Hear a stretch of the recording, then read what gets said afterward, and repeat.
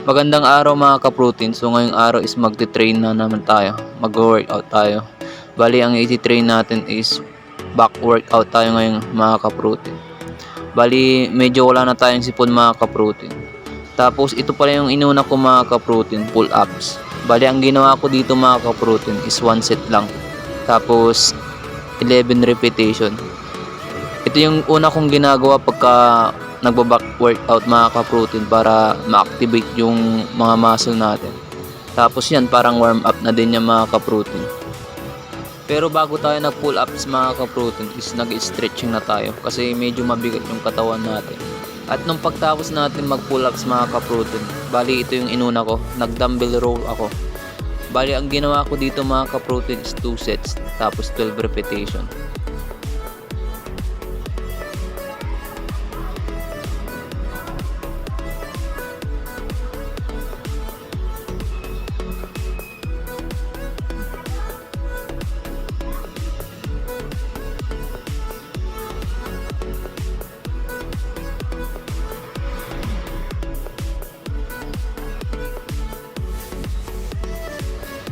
At sinunod ko to mga ka-protein, yung barbell row.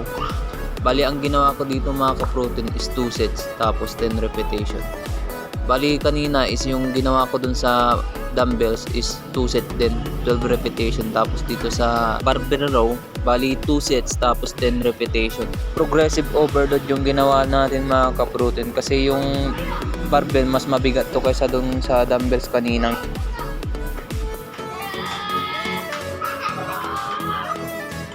At nung pagtapos natin mag-barbell row mga ka-protein, ito yung sinunod natin. Bali ang tawag dito arm straight pull down. Bali ang focus nito mga ka-protein is yung lats natin. Bali ang ginawa ko dito mga ka-protein is 1 set tapos 12 repetition. Pero halos lahat is 4 sets mga ka-protein. Kasi yung tatlong sets is progressive overload. Nag-add tayo ng weights nun.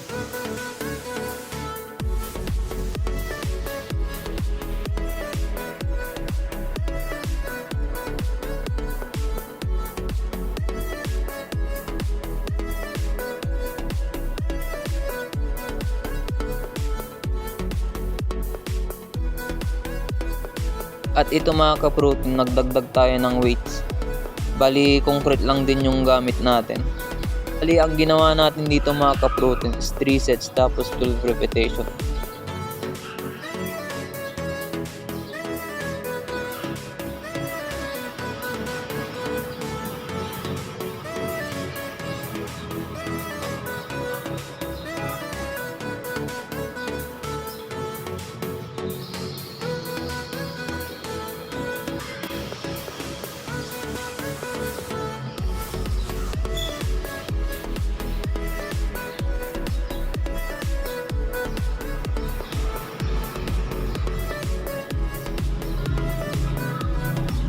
At nung pagtapos natin mag arm straight pull down mga ka-protein, ito yung sinunod ulit natin. Bali, nag pull ups ulit tayo mga ka-protein. Pero ang ginawa ko lang dito is 1 set lang.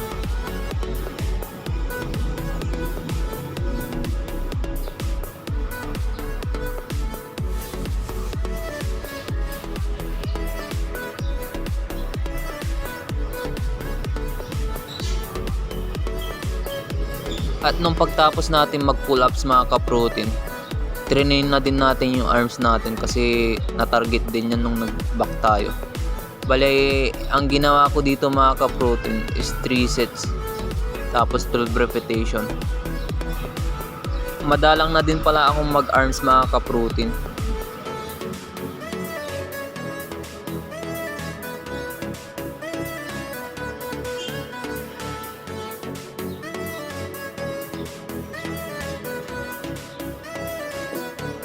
At nag-progressive overload tayo mga ka-protein. Bali, ang ginawa ko lang din dito mga ka-protein is 1 set lang din. Tapos kung ilan lang yung kaya kong gawin, yun. Hindi ko na sinunod yung 12 repetition mga ka-protein. Pero ang nagawa lang natin dito mga ka-protein is 8 repetition. Kasi medyo mabigat din siya mga ka-protein. Sumasama-sama pa nga yung katawan ko pag inaangat ko siya.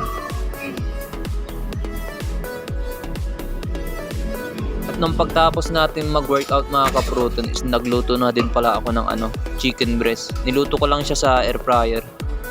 Bali yan pala yung post-workout meal natin mga ka-protein. At nung pagtapos natin nagluto mga ka-protein is yan, magbibihis na tayo para papasok na sa trabaho.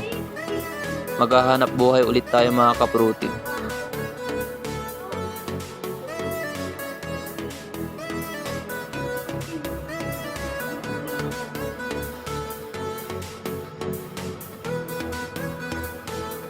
At ito pala yung niluto natin mga ka-protein. Tapos nilalagyan ko lang din ng ketchup. Yan o. Kain mga ka-protein.